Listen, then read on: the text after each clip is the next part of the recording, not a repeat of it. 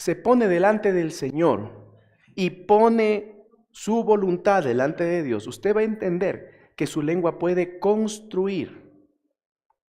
Pero si usted no quiere y si usted se pone delante del Señor con una actitud diferente, su lengua puede destruir. Y normalmente la lengua construye o destruye a los que tenemos cerca, a los que tenemos a nuestro alrededor. ¿Por qué es importante hablar acerca de la lengua? Es importante hablar porque es un pequeño órgano donde Dios ha puesto poder. El poder de la muerte y la vida se encuentra en la lengua, eso dice la palabra. Así que usted puede con su lengua o dar muerte o dar vida. Vamos a ver toda la serie basada en el libro de Proverbios. Y en el libro de Proverbios, bueno, esta serie la vimos los que nos siguen los miércoles en la oración, en el altar de oración.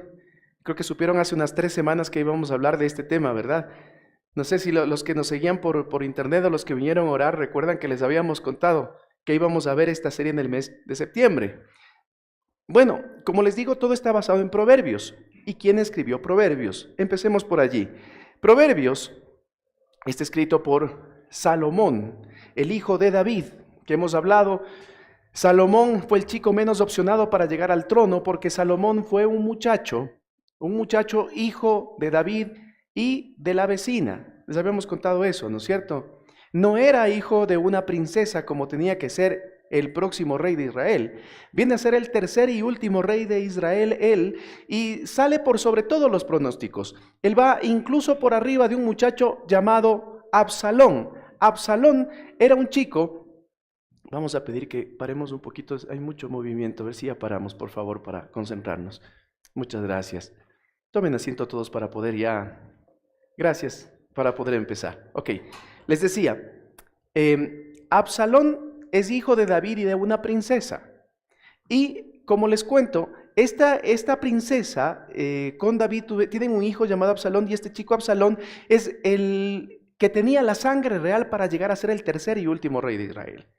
Pero resulta que este chico Absalón empieza a mirar algunos desatinos de su papá, desatinos graves.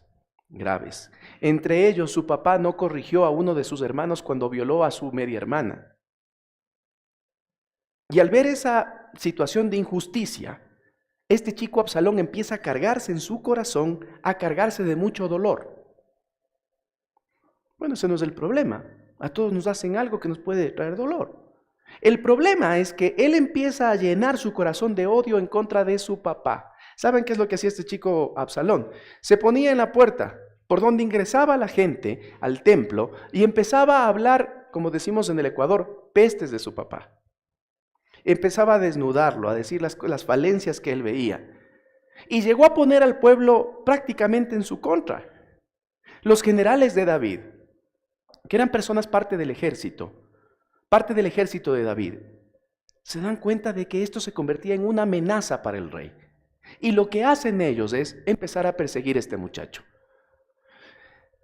En una de esas incursiones en contra de este chico, mientras él seguía buscando difamar a su papá y poner el pueblo en contra de su papá, en una de estas escapadas del muchacho, va cabalgando y se mete por una especie de bosque. Y este chico tenía una cabellera muy grande, así una cabellera muy poblada, digamos así. Y se pasa por una enramada en un bosque. Su cabeza ingresa por unas ramas y el hombre se queda colgado así de la cabeza, de la cabellera. El caballo se va y él se queda ahí suspendido en el aire. Llegan los generales de David y lo matan. El que era opcionado para el trono. Miren, eso no es desconocido para el reino de Dios. El que es más opcionado para un lugar cuando su corazón se llena de odio, el Señor lo reemplaza con el menos opcionado. Y ese menos opcionado se llamaba Salomón. Salomón, un muchacho que Dios le dijo, pídeme lo que quieras. Y él dijo, quiero que me des sabiduría. Entonces Dios le concedió sabiduría y se convirtió en el hombre más sabio que registra la Biblia sobre la faz de la tierra. Miren, Salomón fue un muchacho que pudo haber absorbido lo peor de papá. porque papá tenía muchos errores. Pero él decidió absorber lo mejor de su papá, a diferencia de Absalón. Entonces, se convierte en el tercer y último rey de Israel en el año 970 a.C. y sube al trono con apenas 20 años de edad. Les habíamos dicho en reiteradas ocasiones que un judío llega a ser un adulto completo a los 40 años. Este chico estaba a medio camino. Pero este chico tenía de parte de Dios sabiduría para su vida y eso lo convirtió en alguien que empezó a tomar buenas decisiones. Salomón honra a David, a su papá, compilando, compactando, registrando lo mejor de papá en varias enseñanzas, en varios libros. Uno de ellos es el libro de Proverbios. Y hay que indicar que el libro de Proverbios forma parte de lo que los hebreos llaman la Tanaj. Tanaj es un compilado de 24 libros de instrucción, de profecía y de escritos sagrados, que es lo que nosotros en el mundo cristiano lo llamamos el Antiguo Testamento. La obra de Proverbios es una obra literaria, escrita de una manera muy, pero muy pulida, haciendo incluso acrósticos con el alfabeto hebreo y dando a notar la manera cómo enseñaban a los chicos sabiduría, a los muchachos, a los pequeñitos, cómo les enseñaban acrósticos para que sepan lo que es el temor de Dios. Ese trabajo lo hizo un muchacho que era el menos opcionado para ser el rey de Israel. Su nombre, Salomón. Vamos a ver la porción del día de hoy, vamos a ver en el capítulo 12. El capítulo 12, desde el 11, en Proverbios comienza lo que se llama, dentro del estudio de la Biblia, lo que se llama la sección de los refranes de los sabios, se llama este espacio. Y dentro de los refranes de los sabios, que comienza en el capítulo 11, nosotros podemos encontrar frases que tienen una sentencia, una enseñanza categórica para quien la recibe. En el capítulo 12, el estilo literario que toma Salomón para enseñar es contrastar dos polos opuestos, el sabio y el insensato. El que se deja gobernar por su carne, el que se deja gobernar por Dios. Pone dos polos opuestos. Ustedes van a notar en los escritos, en este capítulo 12, que se polariza. La gente que tiene sabiduría, la gente que es insensata. Lo polariza de esa manera. Entonces, con esos ojos, vamos a entrar a mirar el texto del día de hoy. Está precisamente en Proverbios capítulo 12, versículo 18, y dice: hay hombres cuyas palabras son como golpes de espada, mas la lengua de los sabios es medicina. Repita conmigo. Hay hombres, más fuerte, hay hombres. No, diga nomás, nadie le va a hablar, duro, a ver. Hay hombres cuyas palabras son como golpes de espada, mas la lengua de los sabios es medicina. Dos polos opuestos. Hay hombres que sus palabras son golpes de espada y hay hombres que sus palabras son medicina. Cierra sus ojitos. Padre, en el nombre de Jesús, en esta mañana yo pido dirección y pido bendición, mi Dios.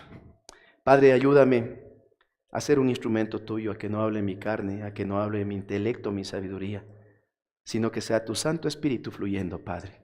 Tu Santo Espíritu convenciendo de pecado, de justicia y de juicio, confrontándonos, Señor, para que nuestra vida tome un giro y tome un nuevo sentido, Padre. En el nombre de Cristo Jesús, en esta mañana, me pongo en tus manos, Señor. No dejes que diga media palabra más de lo que tu Santo Espíritu dicte, ni tampoco que me quede guardado ni media palabra de lo que tu Santo Espíritu quiera decir a tu pueblo en esta mañana. En el nombre de Jesús. Amén. Amén. Regresa a hablar a la persona que tiene al lado. Dígale, tu lengua tiene poder. Dígale. Tu lengua tiene poder. Miren, capítulo 12, versículo 18 dice lo siguiente: hay hombres cuyas palabras, la palabra, en el hebreo original se pronuncia batad, y batad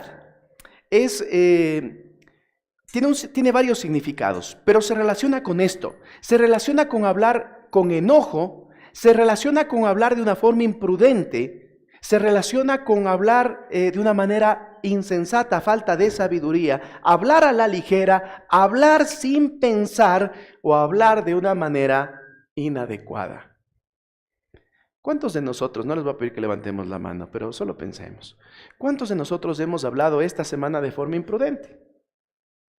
¿Cuántos de nosotros hemos hablado a la ligera? ¿Cuántos de nosotros en esta semana hemos hablado de forma hiriente?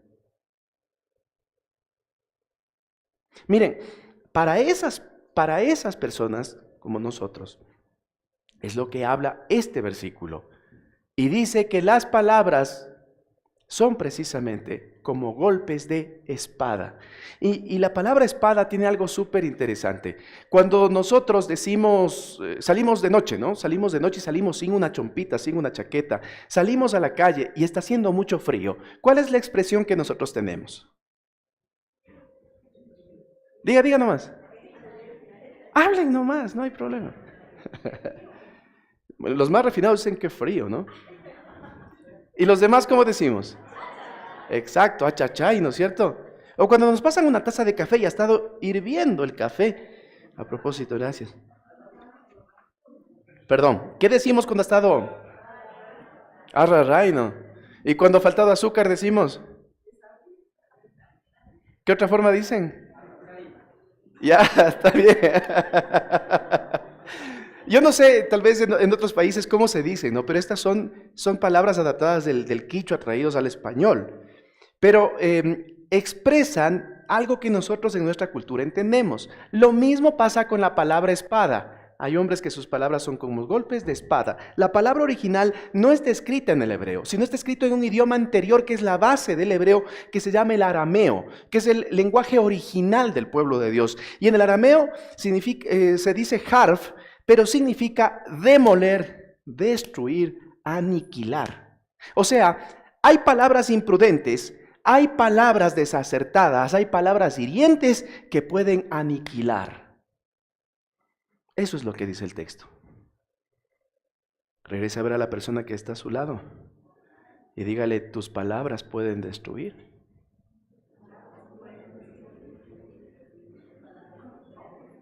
Tus palabras pueden aniquilar. Tus palabras pueden demoler. Miren lo que dice la palabra de Dios en otras versiones. La versión que estamos leyendo es la versión Reina Valera, escrita por dos monjes sevillanos. El uno se llama Casiodoro de Reina y el otro Cipriano de Valera. Miren cómo dice. Hay hombres cuyas palabras son como golpes de espada, pero existen otras versiones. Hay una versión que es la versión Palabra de Dios para Todos. Esta es una versión católica. Me gusta mucho la manera sencilla como transmite la palabra de Dios. Y dice, el que habla sin pensar, hiere como una espada. El que habla sin pensar. Existe otra versión que también me agrada mucho. La Nueva Traducción Viviente dice, algunas personas hacen comentarios hirientes. ¿Qué poder tiene un comentario? ¿Qué poder tiene una palabra imprudente? El poder de aniquilar, de destruir. No se rían de lo que están viendo.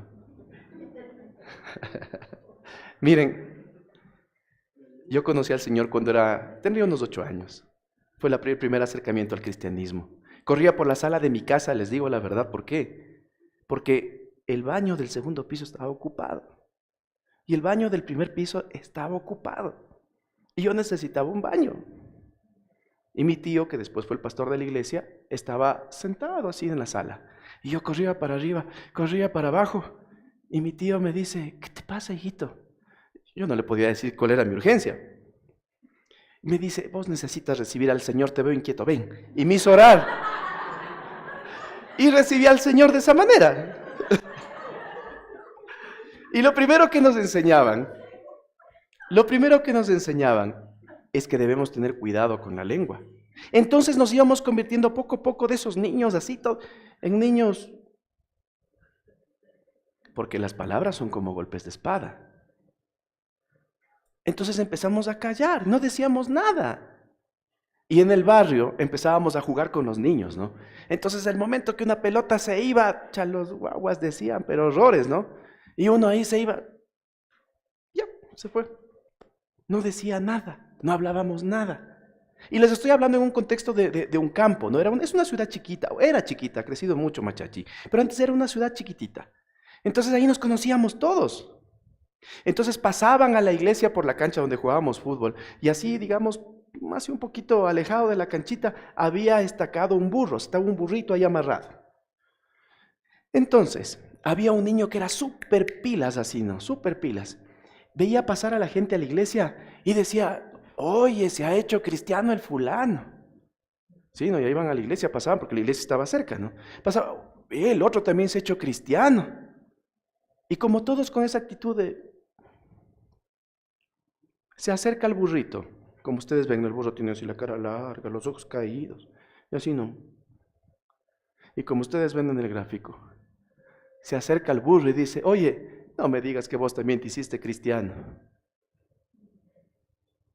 ¿Por qué? Porque esa era la imagen que proyectábamos. Personas que habíamos perdido la vitalidad, que habíamos perdido el brío, que habíamos perdido la alegría, porque todo era... Y estábamos así como la gente del gráfico. Por eso salen chistes como los que dicen, no, ¿cómo estás? Aquí más aburrido que matrimonio cristiano, saben decir. Porque no hemos comprendido que los cristianos nos podemos divertir también. Y ahora ya no sé de eso, ahora ya es muy diferente. A propósito, quiero que les demos un aplauso a los nuevos esposos que se casaron hace poco, ¿no? Y que estuvieron casándose hace una semana. ¿Una semana? ¿2 semanas? Una semana. A Enrique y a Alexandra. Dios les bendiga. Pasamos hermoso con ellos. Bueno, les decía, entonces habíamos perdido ese brillo, habíamos perdido esa hasta materia de conversación, porque todo lo que decíamos sonaba pecado, lo que decía la gente sonaba pecado. Entonces empezábamos a meternos en una como cápsula y la trompa ahí, los ojos caídos. Miren, llegamos a ese estado cuando nosotros no sabemos qué poner en nuestra lengua y dejamos solamente que nuestras frustraciones internas aquí adentro combatan con nuestra cabeza. Y como no tenemos qué poner en la lengua, y como tratamos de refrenar la lengua y no hablar cosas hirientes y no decir cosas que no, entonces la lengua se empieza a hacer pelotita y nos empieza a salir la trompita así. La pregunta es qué ponemos en nuestra boca. No les voy a hablar mucho acerca de refrenar la lengua porque creo que entendemos eso. Me parece que es muy sencillo comprender de que nuestras palabras pueden herir y pueden destruir. A nosotros nos habían enseñado un montón de no en el cristianismo. Los cristianos no fuman, los cristianos no toman, los cristianos no hablan malas palabras, los cristianos no bailan pegadito, los cristianos no y no. Pero no nos enseñaron cuáles son los sí del cristianismo. ¿Qué es lo que los cristianos sí? De eso les quiero hablar este día. ¿Qué es lo que los cristianos sí podemos poner en nuestra lengua? El mismo versículo nos dice algo. En la versión Reina Valera nos dice, más la lengua de los sabios es... ¿Qué podemos poner en nuestra boca? Medicina. Medicina. En nuestra lengua podemos pronunciar palabras que traigan medicina. Otra versión. Esta es la versión Palabra de Dios para Todos. Pero lo que dice el sabio trae... ¿Qué podemos traer nosotros con nuestras palabras? Alivio.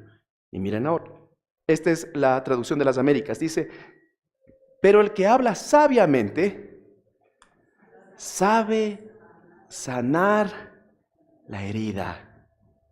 Hay palabras que pueden sanar una herida. Alguien me decía, le invité a mi mamá a comer porque le quería pedir perdón. Eso es sanar una herida. Es hablar palabras para que una herida sane. Necesitamos propiciar espacios para poder hablar cosas que sanen heridas.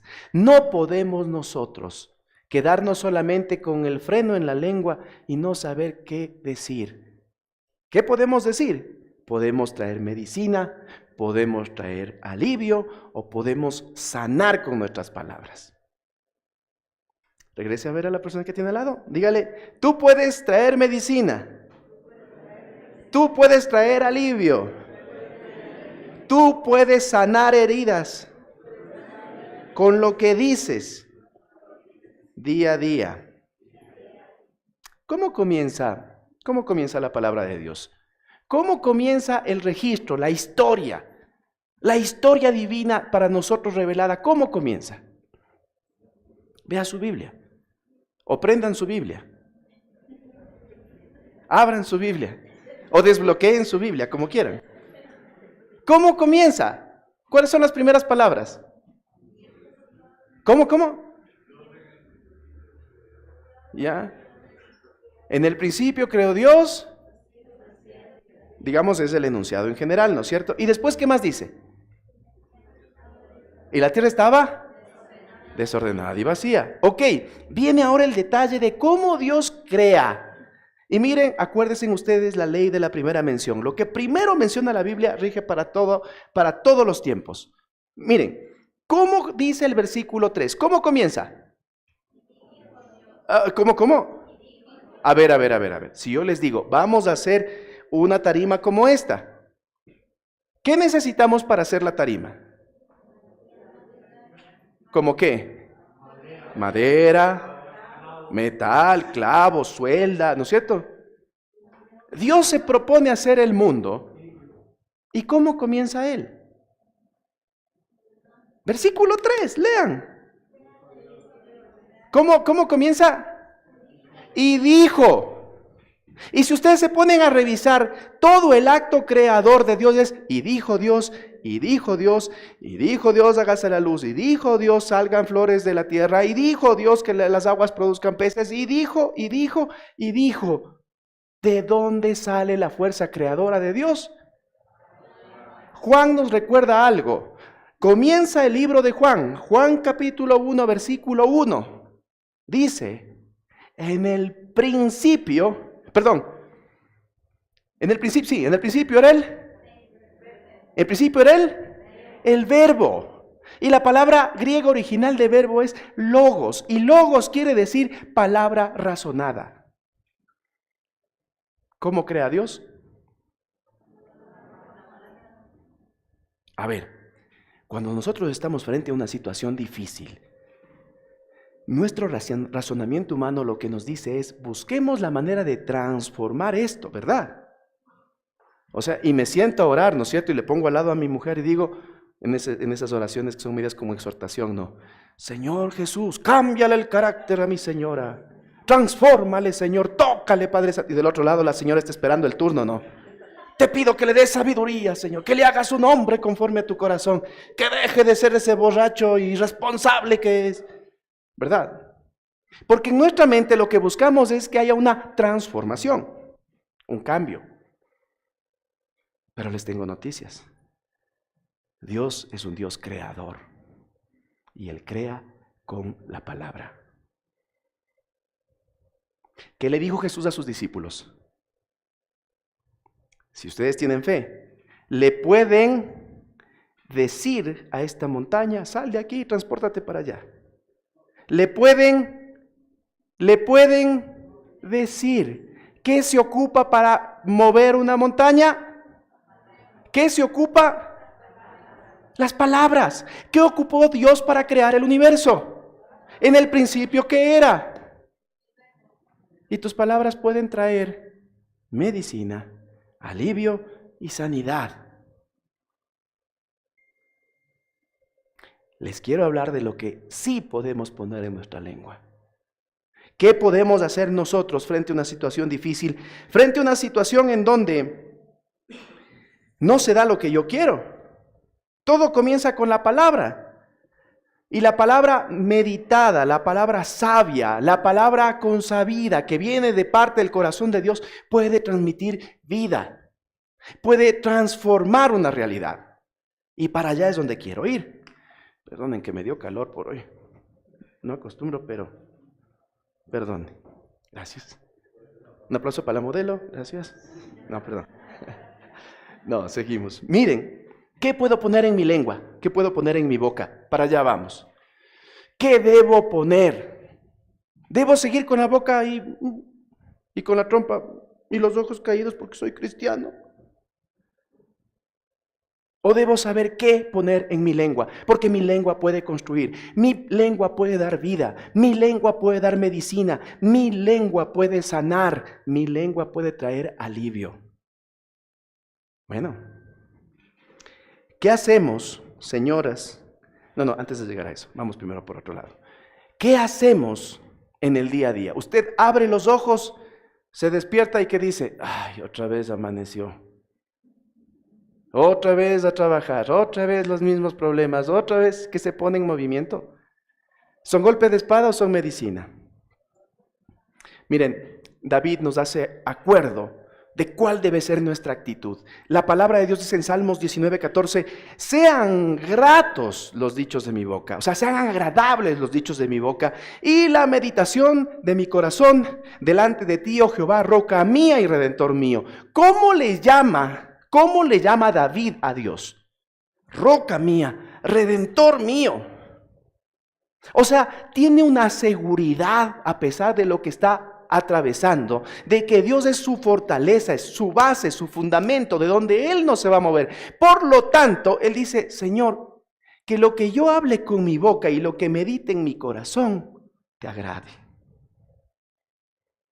Si pudiésemos nosotros bajarnos un software y hacer un escáner en las cabecitas de ustedes y exhibir aquí los pensamientos que ustedes tienen durante la semana, que nosotros tenemos durante la semana, ¿nos gustaría quedarnos a ver la función en la pantalla? La lengua se pone en movimiento por lo que guardamos en el corazón. Por eso David dice que sean gratos lo que digo en mi boca y lo que medito en mi corazón. Lo que ocupa tiempo en mi mente, en mi corazón, lo que ocupa tiempo en mi interior para meterle cabeza y estar en eso y en eso y en eso, que te sea agradable, Señor. ¿Sabe por qué? Porque el enemigo se aprovecha de esas cosas para dañar su corazón y dañar su vida y hacer que su existencia sea amarga. Ay, mi marido, qué bestia, ¿cómo es? Pero sí. Y empiezan en su mente y en su corazón. ¿Será agradable el Señor eso? Ay, Señor, no estoy conforme con mi suerte, dice el pasillo, no. Otros dicen, no estoy conforme con mi suegra, dice. Yo sí estoy conforme con mi suegra, por si acaso. Estoy feliz. Miren, la gente se mete ese tipo de cosas, ¿no? Y el yarabí del abuelito, que me gusta mucho el ritmo y me gusta mucho por la cultura que tiene, pero la letra dice cosas como, mi vida es cual hoja seca que va rodando en el mundo. Lo que eso medito en mi cabeza y en mi corazón se convierte después en lo que yo realmente vivo. Y no es que debemos hacernos, ay, yo no puedo ir. No. Lo que debemos es meditar sobre lo que estamos escuchando, sacarlo de nuestro corazón, no dejar que se anide. No vamos a salir corriendo ni taparnos los oídos en el bus porque no quiero que me voy a contaminar. Estamos en un mundo, estamos inmersos en él. Lo que sí le voy a pedir al Señor es que eso no se quede en mi corazón para que eso no se anide y no esté meditando, pensando y después hablando lo mismo. Unos nacen con estrella, otros hemos nacido estrellados, dice. Así ha sido de vivir. Que sean gratos los dichos de tu boca y que delante de Dios lo que meditas en tu corazón sea agradable para Él. Mira lo que dice el Salmo 103, 1 y 2. Dice, bendice alma mía a Jehová y bendiga todo mi ser su santo nombre. Bendice alma mía a Jehová y no olvides ninguno de sus beneficios. ¿Qué es lo que hacemos nosotros? Nos llega el platito de comida y en vez de bendecir al Señor sin olvidar ninguno de los beneficios, lo que hacemos es, no habría carne. Otra vez lo mismo. Otra vez pollo, ya me van a salir plumas de tanto pollo que me das, hijita. Miren, ¿por qué nuestra boca habla de cosas sin sentido? ¿Por qué nuestra boca pasa siempre en la queja? ¿Saben por qué? Porque nos olvidamos de los beneficios que Dios ha tenido para nosotros a lo largo de nuestra vida. Cuando usted se levanta, ¿tiene alguien a quien mirarle a los ojos? ¿Tiene alguien a quien tomarle de la mano? ¿O tiene alguien a quien llamar por teléfono? ¿Tiene alguien que le diga, ¿cómo estás? ¿Cómo amaneciste? Eso ya es una bendición. Alce la mano el que se ha ido a trabajar esta semana sin llevarse un pedazo de pan a la boca. Eso es una bendición. No te olvides de eso. Porque cuando tú agradeces por los beneficios de Dios, y nos dice David, no olvides ninguno. O sea, nosotros siempre estamos esperando que hay unos beneficios enormes, ¿no? Que yo salga a la puerta de la casa y por arte de magia aparezca un 4x4 con un pompón grandote que diga para vos, Estevitan. O sea, eso pensamos que son las bendiciones de parte de Dios. Y no son solamente eso. Y no tiene que pasar algo extraordinario. Por las cosas sencillas del día a día podemos dar gracias a Dios. Y podemos recordar todos los beneficios. Y si ustedes leen el Salmo 103 se van a dar cuenta cuán profundo puede ser un agradecimiento por Dios. Entonces, cuando el corazón se llena de agradecimiento, la lengua empieza a bendecir. ¿Qué ponemos en la lengua? Agradecimiento, bendición a Dios, palabras que a Dios le agraden. Bueno, con Dios no hay problema porque Dios siempre es bueno. Dios es bueno, dígale que está al lado, dígale. Dios es bueno. Pero vos a veces no, dígale. ¿Qué hacemos con la gente que está a nuestro lado? ¿Qué hacemos porque somos humanos y fallamos? Pues esa es la mala noticia. La mala noticia es que nosotros sí fallamos. Dios nunca nos falla, pero nosotros sí. Nosotros podemos fallar. ¿Qué hacemos con el que tenemos al lado? Señor, no estoy conforme con mi suerte. No. Podemos nosotros hacer algo más. Miren lo que dice Proverbios 18:22. Levanten la mano los varones. Alcen las manos para ustedes. Dice, el que haya esposa, halla el bien y alcanza la benevolencia de Jehová. ¿Cuántos estamos de acuerdo con eso? Ya ven. Mi suegra dijo amén, los demás nada. Miren, es que a veces en el día a día uno puede llegar a pensar que la mujer que el Señor nos dio no es, la palabra original es ratson, benevolencia, ratson, y ratson significa la aceptación, el favor, el agrado, el gozo, la voluntad, el anhelo del corazón de Dios. Y podemos decir, Señor, este sería tu anhelo para mí. Humanamente podemos pensar así, y pueden haber muchas cosas que a nosotros nos hagan perder en realidad ese sentido de agradecimiento a Dios por la esposa que nos ha dado. ¿Qué hacemos entonces? Llenamos nuestra lengua de palabras hirientes en contra de nuestra esposa, esperando que esas palabras hirientes transformen la manera de pensar de ella. ¿Hacemos eso? ¿O empezamos a ocupar la táctica de Dios? ¿Cuál es la táctica de Dios? Y dijo Dios. Y dijo. Y empezamos, Señor, gracias porque puede ser que ahora mi esposa no sea lo que yo espero. Pero tu palabra dice que el que haya esposa, haya tu favor.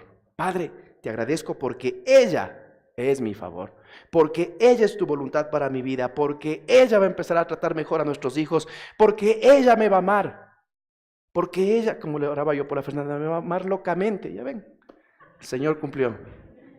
Miren, cuando nosotros empezamos a hablar y a decir las cosas que aún no vemos, como si fueran, así lo dice Pablo, las cosas que aún no están como si fueran, eso se llama fe. Y puede ser que la señora que tengo al lado es una persona que grita a los guaguas, que desde que llego está bravísima, parecida a la foto así, bravísima, enojada, y no sé ni por qué mi sola presencia le estorba. Pero si yo empiezo a ocupar la táctica de Dios y empiezo a llamar las cosas que aún no son como si fueran, entonces Dios empieza a actuar, Dios empieza a crear, Dios empieza a moverse en nuestro favor. Así que no se queje de su esposa. Hable de lo que aún no es como si ya fuera. Miren, me acuerdo el caso de una buena amiga. Ella se enamoró de un muchacho que estudió fuera del país, hizo una maestría, y el chico venía de una familia bastante acomodada. Y ella, una chica normal, con un niño, y por esas cosas se conoce con este chico, empiezan los dos a tener cercanía y resulta que el chico se empieza a enamorar de ella. Y cuando la mamá se da cuenta de que ella se está enamorando de este muchacho, la mamá del chico, adivinen qué pensó. Todos queremos que nuestros hijos se casen con unas parejas, pero celestiales, ¿no? Y resulta que se enamoran de las personas tan normales y terrenales como yo y como usted. Entonces la mamá de este chico empezó a hacerle la vida imposible a mi amiga. Y resulta que mi amiga se iba todas las noches a parar frente a su casa. Esto es de locos, ¿no? A parar frente a su casa y a decir, desde la otra vereda, señor, voy a decir cualquier nombre, señora Marianita, usted va a ser mi suegra. Y en el nombre de Jesús usted me va a amar. Yo voy a ser su nuera querida. Vamos a tener un hogar con su hijo. Y nosotros vamos a servir al Señor y usted nos va a apoyar. Hablando como loquita frente a la casa. Pasaron los años y ¿saben qué pasó? Ellos son pastores, dirigen una congregación y la fortaleza de esa congregación es la alias Doña Marianita.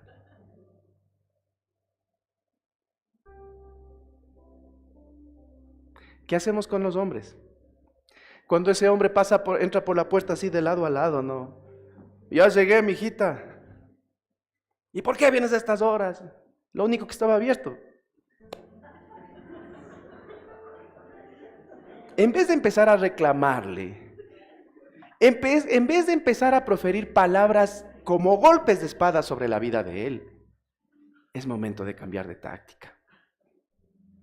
Miren lo que dice el Salmo 1, versículo 2 y 3, dice, refiriéndose a un varón conforme al corazón de Dios, dice, sino que en la ley de Jehová está su delicia, y en su ley medita de día y de noche. Será como árbol plantado junto a corrientes de agua, que da su fruto a su tiempo, y su hoja no cae, y todo, diga todo lo que hace prosperará. En vez de decirle, borracho infeliz, te has de haber gastado todo el mensual, y vienes, ¿de dónde vendrás? Y haga lo que hizo la mamá de una amiga mía. Ellos tocaban con nosotros en el grupo de música y era un poco difícil pedirle permiso hasta tarde al papá. El papá no quería saber de los principios del Señor. Llegó al punto de decirle a la esposa, escoja nomás entre la iglesia, ese pastor o yo. La mujer le dijo, aquí están sus maletas, mijito, vaya nomás. No es la iglesia, no es el pastor, es del Señor y por él no lo va a cambiar. Volvió después de unas semanas. Y fueron muchos años donde él no quería saber del Señor. Marita se ríe porque le conoce de quién estoy hablando. Porque nos conocemos de que éramos chiquitos. Y esta persona que les cuento, un día me encuentro en la calle, yo ya adulto, me encuentro en la calle. ¿Y cómo le va a don? Le pongo un nombre cualquiera. ¿Cómo le va a don Pepito? Me dice, bien, pero no me diga don Pepito. Yo dije, Dios mío, ¿qué le digo? Doña Pepita. ¿Cómo ahora todo está cambiando? Me dice, no me diga don Pepito. Dígame ahora, hermano Pepito, porque ahora yo soy su hermano. Casi me caigo, porque el recuerdo que yo tenía en la mente era de una persona totalmente resistente al Evangelio. Y me dijo, hace un año conocí del Señor. Hace un año entendí lo que ustedes me decían. Hace un año Dios hizo algo aquí. Desde hace un año con mi esposa, tomados de la mano, cogemos el bus y volamos a la iglesia. Ahora ella es la que me tiene que decir, vendrás a la casa, ya, solo pasas en la iglesia. Porque esta señora que les estoy hablando, 30 años, oró por el corazón de su esposo. Y ella decía cosas como, él va a meditar en la ley del Señor de día y de noche. Aunque ahora le veo de esta manera, él va a ser como un árbol plantado junto a corrientes de agua. Y a su tiempo va a dar fruto.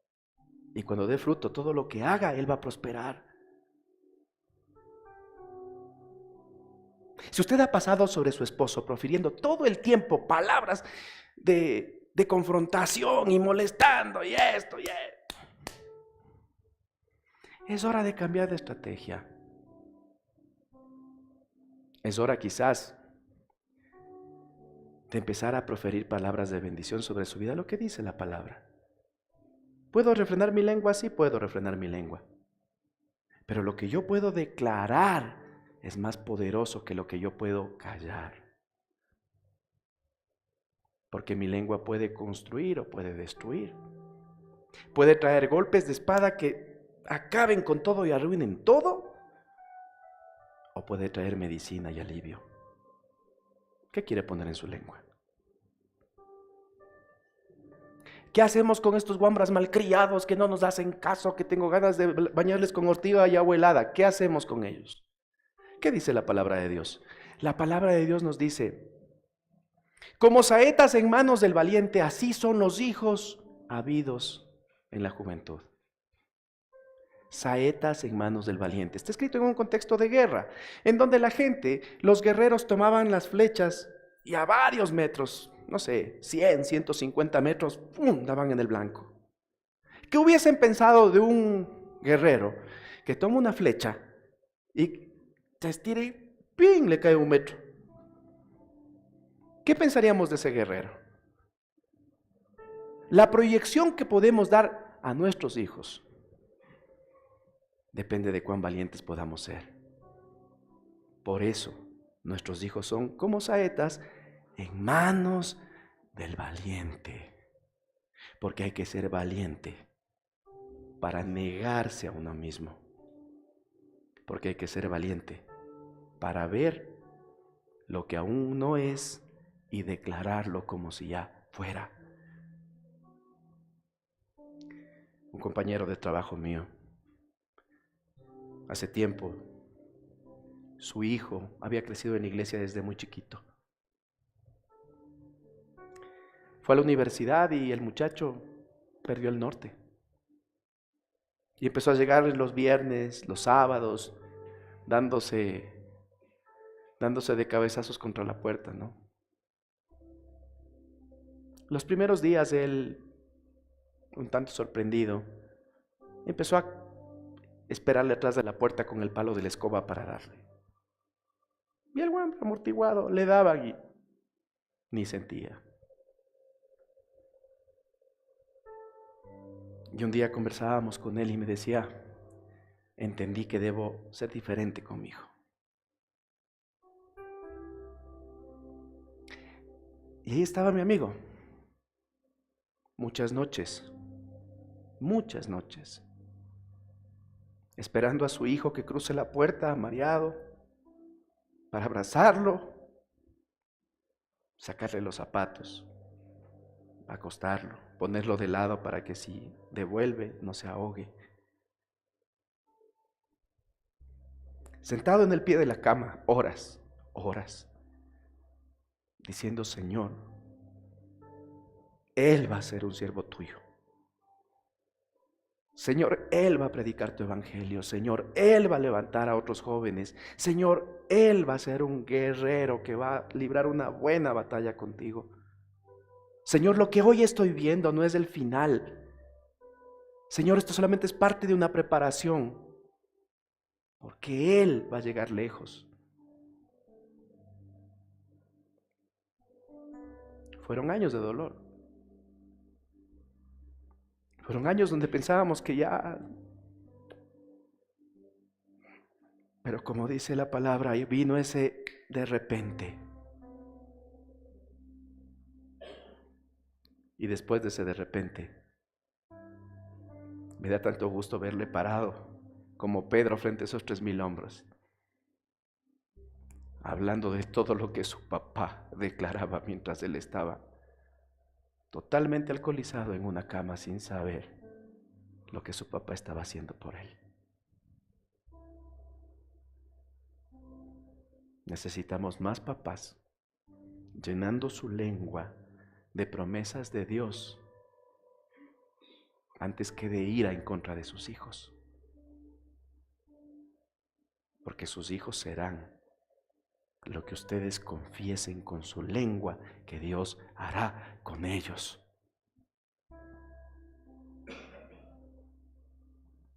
Su esposa será lo que usted confiese con su lengua que Dios hará con ella. Su esposo será lo que usted confiese con su lengua que su esposo conseguirá en el reino de Dios.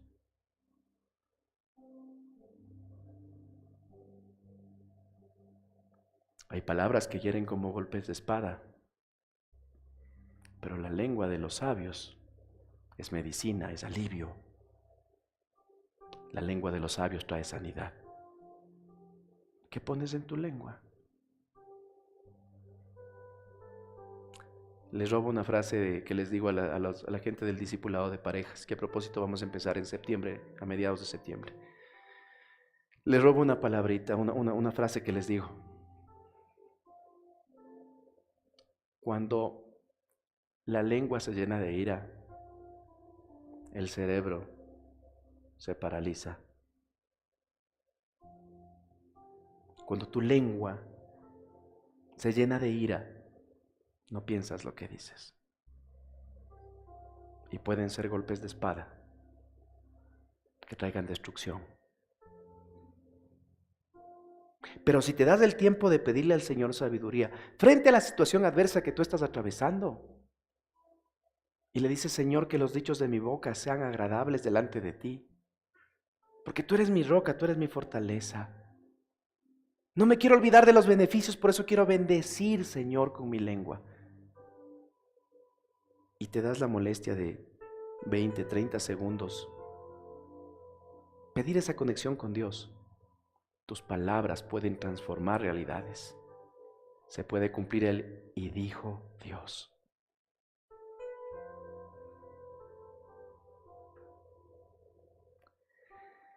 Los muchachos, ¿qué pueden hacer con nosotros, con los papás? ¿Cuántos hemos sido heridos por papás? Todos de una u otra manera hemos recibido algo que no esperábamos de nuestros papás, todos. Porque nuestros papás son humanos. Los vemos como unos héroes, los vemos como ¡wow! Pero son tan humanos como tú o como yo.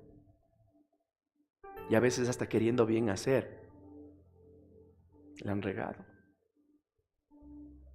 ¿Qué hacemos con ese papá que se sienta y que empieza: ay, que ya han subido la gasolina, que han subido esto, que han subido el otro, que no sé qué? Y tu mamá, que no. Y encima de eso, vos y tu hermana, y, no sé, y el vecino, y en el trabajo. ¿Qué hacemos con ese papá? Miren lo que dice la palabra. Isaías 40, versículos 30 y 31 dice: los muchachos se fatigan y se cansan, los jóvenes flaquean y caen, pero los que esperan en Jehová tendrán nuevas fuerzas, levantarán alas como las águilas, correrán y no se cansarán, caminarán y no se fatigarán. ¿Qué hacemos con ese papá que pasa refunfuñando que nada sale? Señor, dale nuevas fuerzas a mi papá.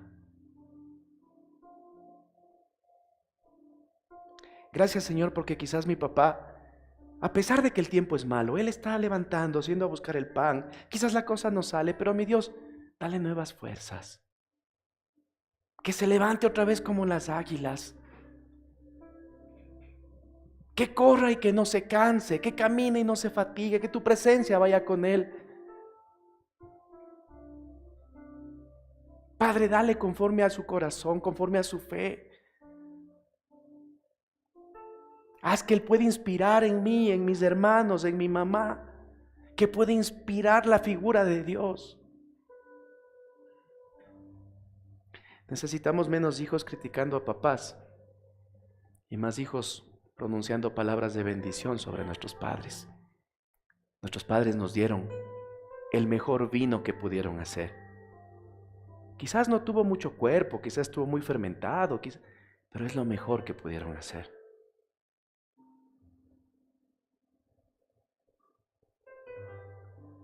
¿Vamos a ser como Salomón o como Absalón? ¿Nos vamos a quedar con lo mejor de papá? ¿O nos vamos a poner a criticar a papá y a indisponer a la familia en contra de alguien quien tiene sus errores, como todos? El final de Absalón fue la muerte. El final de Salomón será el hombre más sabio de la tierra. Necesitamos más hijos destacando lo mejor de papá y de mamá que recordando los errores que humanamente podemos tener. Si tienes a tu papá al lado, dale un abrazo.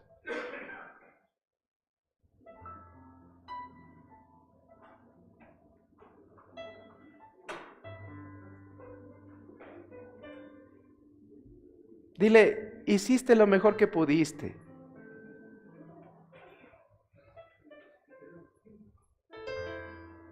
Perdóname si no reconocí lo que hiciste.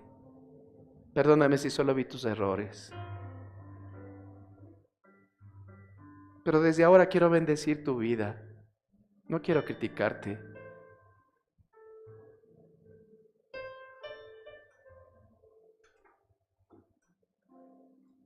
Desde ahora quiero pedirle a Dios que te dé nuevas fuerzas. Hiciste lo mejor que pudiste. No te voy a juzgar, te voy a agradecer.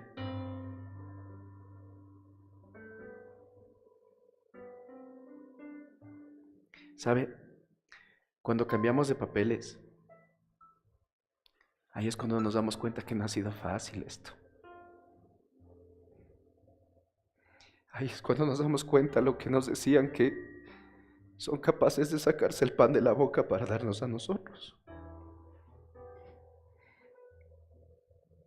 Cuando cambiamos de papeles, entendemos que necesitamos una palabra de ánimo antes que una crítica, como un golpe de espada. Gracias, Pato. Y si no tiene a su papá, a su mamá aquí, yo le invito a que cruzando esa puerta le dé una llamadita.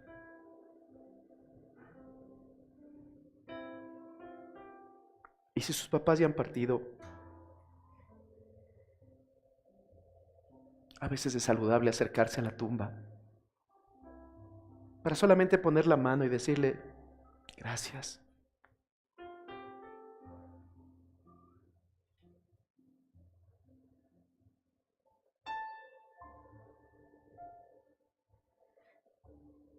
La lengua construye o la lengua destruye. Depende del uso que nosotros le querramos dar. Podemos ser los críticos más implacables de nuestro prójimo, o podemos convertirnos en quienes levantemos la vida de otros. Todo depende del uso que le demos a nuestras palabras, porque la lengua tiene poder. ¿Qué implica esto para nuestras vidas? Mi lengua refleja lo que mi corazón guarda. Mis palabras tienen poder para que mi vida cumpla un plan de Dios y no viva frustrado en los deseos de la carne.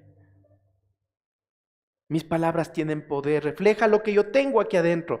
Mi lengua me puede llevar a pararme y decir, Señor, gracias, porque aunque no es lo que yo quisiera, pero algo tengo.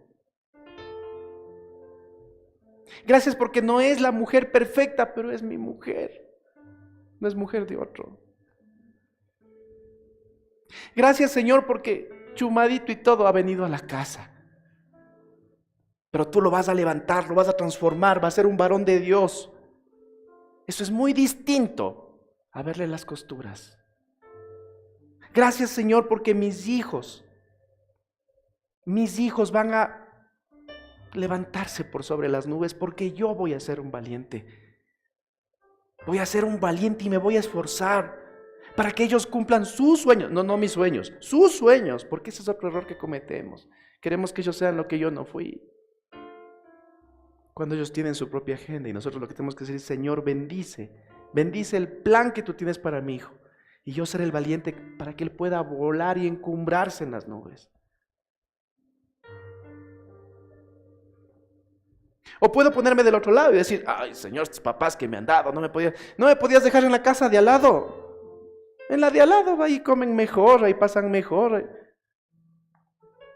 Puedo vivir agradecido en el plan de Dios, o puedo vivir refunfuñando por lo que no tengo, frustrado en los deseos de mi carne. La lengua me transporta a eso. Lo que tú dices con tu lengua, eso es lo que terminas de ser. Eso es lo que terminas de hacer.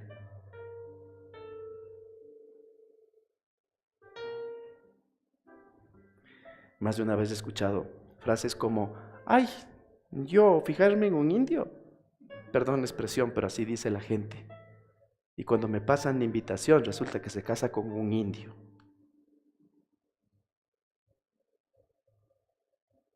Perdón, pero tengo que ser lo más gráfico posible. Los viejitos decían, con la lengua se paga, me parece que era el dicho que decían los mayores. Lo que más se critica, lo que más, eso es lo que uno no termina de hacer. Nuestra lengua nos puede acercar o al plan de Dios o nos puede hacer vivir frustrados en los deseos de la carne. Usar bien las palabras exige levantar el ancla del pasado para creer en las promesas que aún no veo, pero que las creo. Necesitamos más personas levantando el ancla del pasado, ¿no? En lo que me dijeron, en lo que me hicieron, en lo que... Más gente que del paso para acá diciendo, pese a lo que me hicieron, pese a lo que viví, Señor, yo te creo. Y aunque no veo, yo sé que tú tienes un futuro de bienestar, algo mejor a lo que estoy viviendo. Sé que esto tiene un propósito, sé que esto no será el final.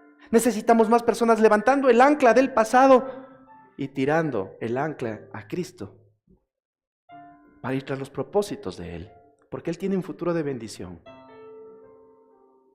Necesitamos más gente pegada a Cristo, no pegada al pasado, levantando el ancla del pasado. Lo que pasó, ya pasó.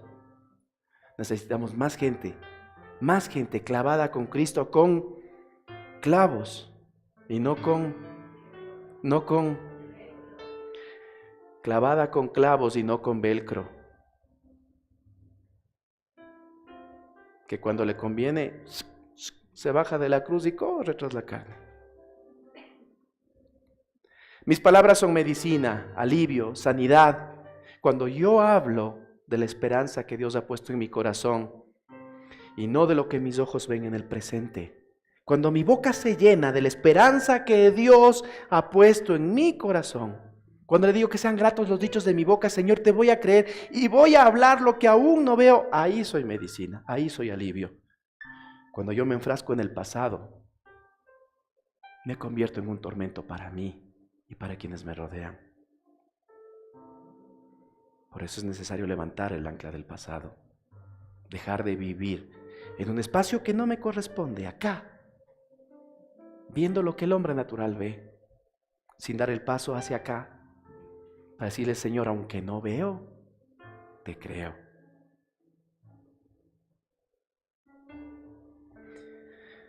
Finalizo.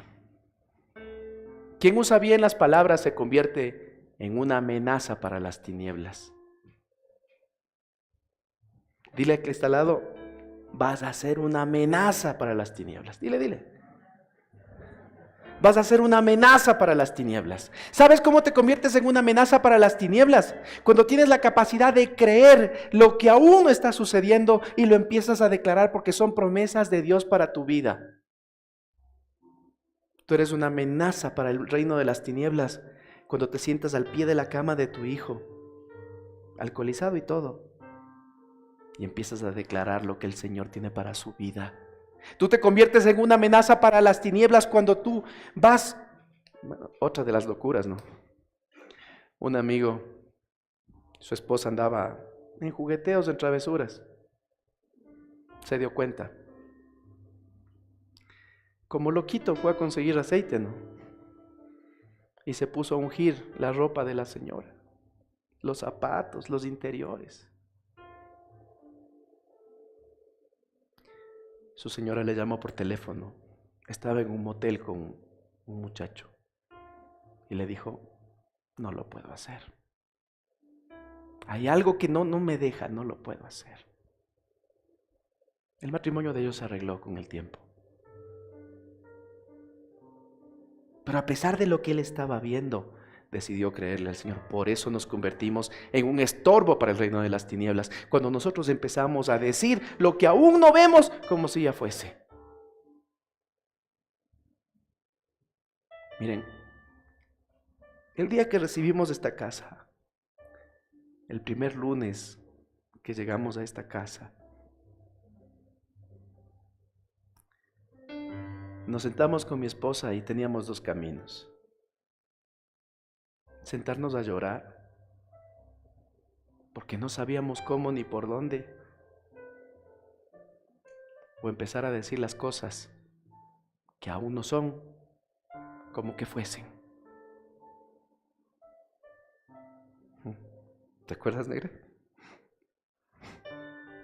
Nos levantamos y fuimos puesto por puesto ahí donde tú estás sentado, declarando que aquí se sentarán y vendrán personas que sus corazones serán transformados por la palabra de Dios, declarando que serían transformadas familias, declarando que serían transformada la sociedad, los hijos tuyos, los hijos de tus hijos, y diciéndole: Señor, este es el pesebre, este es el inicio, porque de aquí hay grandes cosas que el Señor tiene para nosotros, creyéndole al Señor.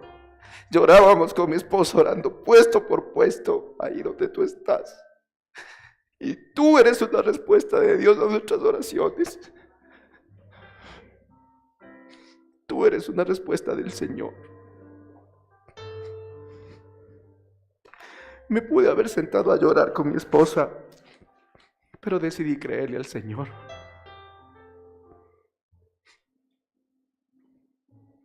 A veces el Señor me pide cosas locas.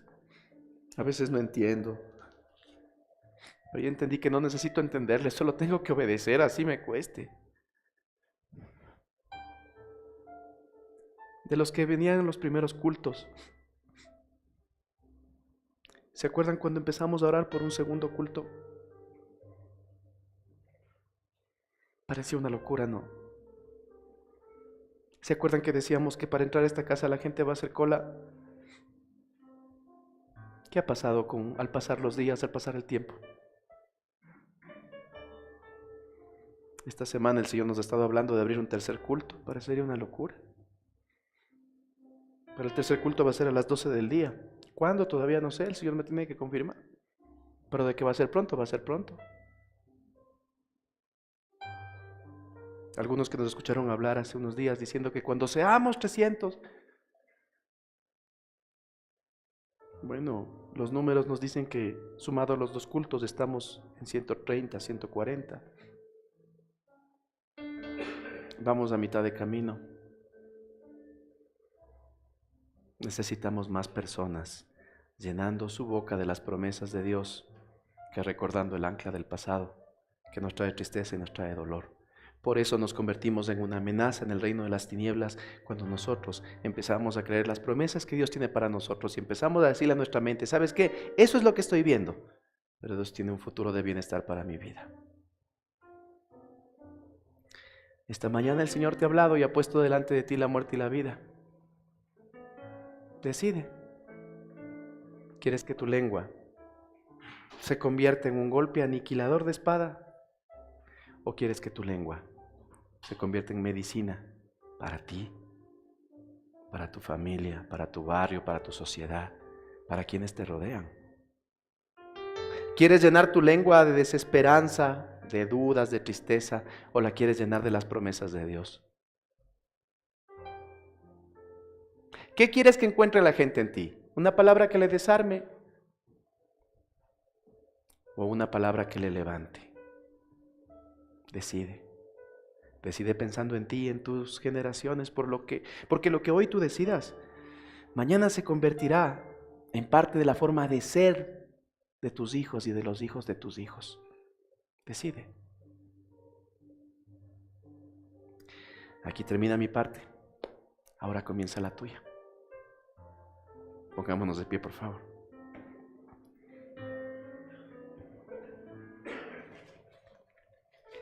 Mi Dios, en el nombre de Jesús, hoy te agradezco, Padre.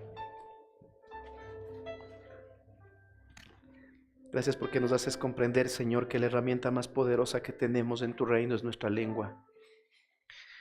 Porque con nuestra lengua podemos o bendecir a Dios o podemos maldecir a Dios. Podemos levantar a mi hermano o lo puedo destruir. Porque con mi lengua puedo hablar de tus promesas o puedo hablar de lo triste que es mi vida. Señor, que ese y dijo Dios, que es en el principio era el verbo, que es en el dile a la montaña que se mueva, se convierte en parte de nuestra vida. Y que podamos acercarnos a tus promesas.